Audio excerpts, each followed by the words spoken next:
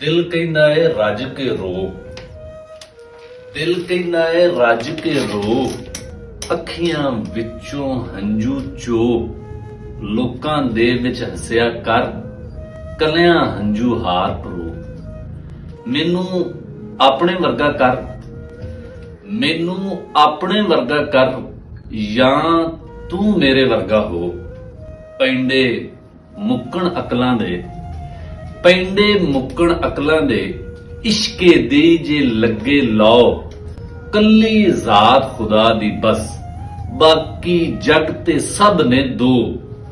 ਜੇ ਸੱਚਾ ਹੈ ਬਾਤਲ ਛੱਡ, ਆ ਕੇ ਹੱਕ ਦੇ ਨਾਲ ਖਲੋ।